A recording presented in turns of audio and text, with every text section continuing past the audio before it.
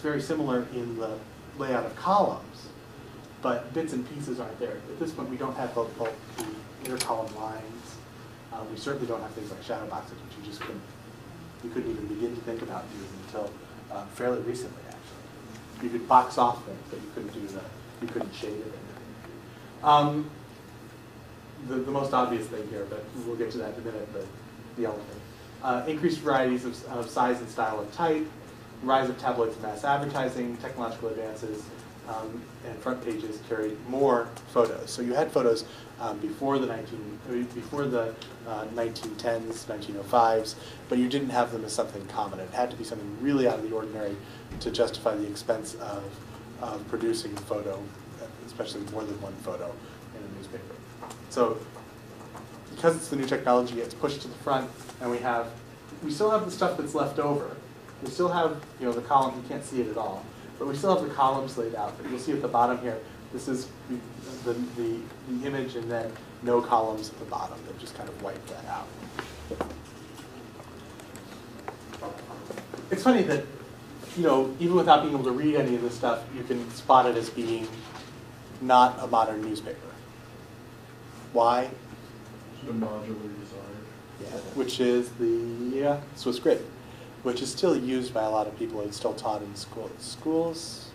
I guess we don't really do layout here, but some of you who went to, if you were a journalist, or they didn't usually teach this in journalism programs, but depending on when you went to school, you probably ran into the Swiss grid, this idea of laying things out on the grid. And you can see that, for example, this is a photo that's been cut to the Swiss grid. That is, they had a grid, and they said we can put the photo in these sections of the grid and still flow news around it. You don't have cutouts or anything, but it's very clear that the grid is laid out that way. And then you see an increasing use of more columns, because you can, and less rules, and the gutters go to white. And again, ways of standing off things in terms of images that you didn't have before. So where do we go from here?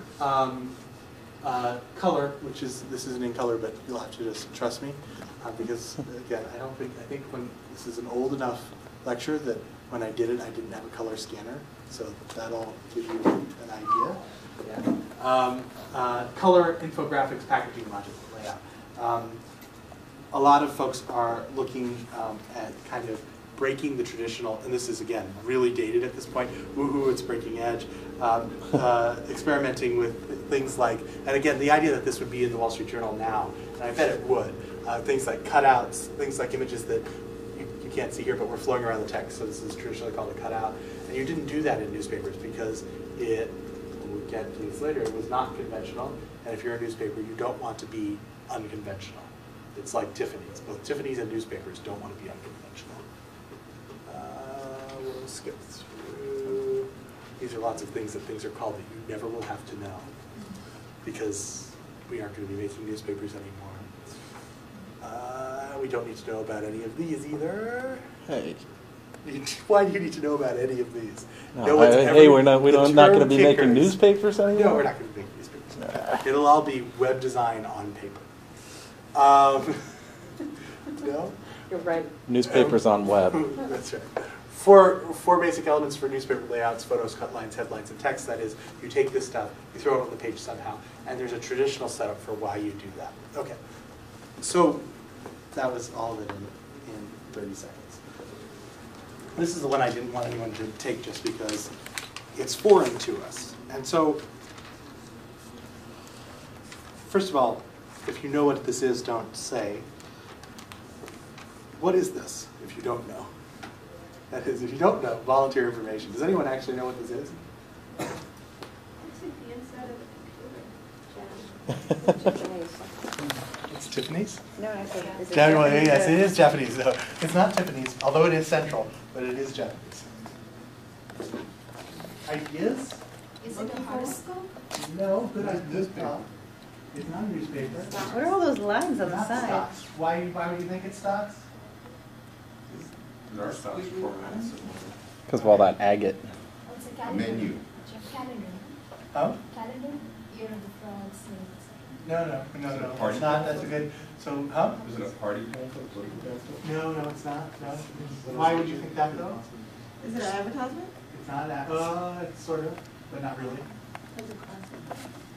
Yeah, I mean, you're getting close. Personal ad? It's or, it is. You're so close. In a very bizarre sense. This is the fight sheets for the sumo. Oh, sumo. Oh. So, and this is the way they've been published. This is actually from the late 1990s. It's hard to get these now. What are all those little squiggly lines? These little squiggly lines, Yeah. they're separators. They're just separators? But they're separators hand drawn, and so Oh. they've always been done that way, and so they continue to be done that way. And so you have the east, the west. This one in the middle says which competition it is. It says where to get tickets.